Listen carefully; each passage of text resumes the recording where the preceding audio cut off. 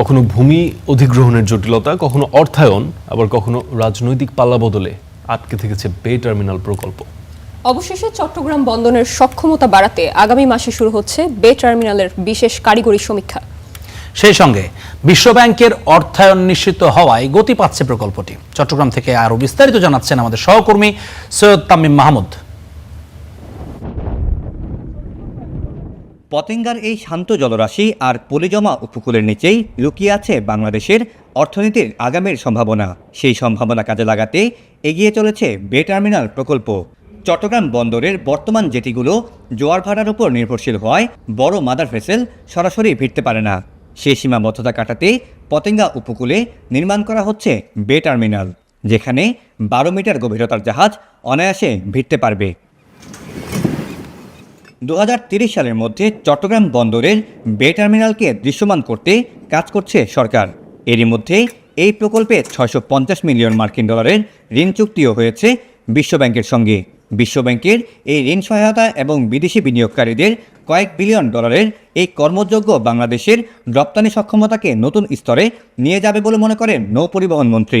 বিদেশের অনেক বড় প্রতিষ্ঠান বা কোম্পানি তাদেরও বাংলাদেশের এই বন্দর কেন্দ্রিক ইনভেস্টমেন্ট করার একটা আগ্রহ রয়েছে, কারণ এটা একটা বড় সম্ভাবনা এখানে আছে তাদের স্টাডিতে।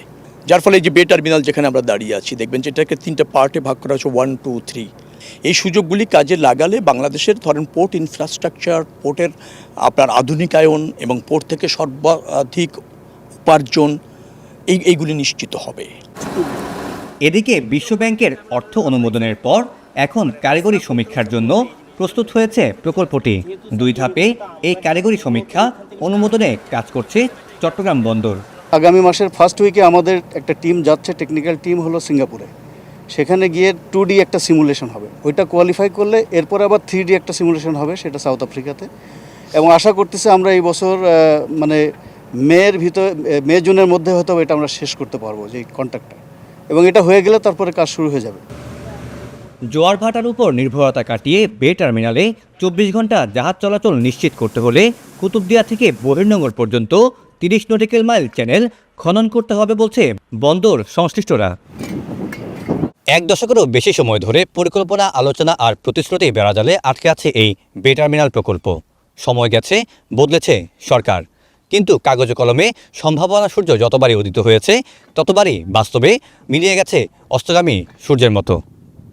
এখন প্রশ্ন, কবে আলোর মুখ দেখবে এই বে টার্মিনাল প্রকল্পটি? Syed Tamim Mahmud, star news, Chittagong.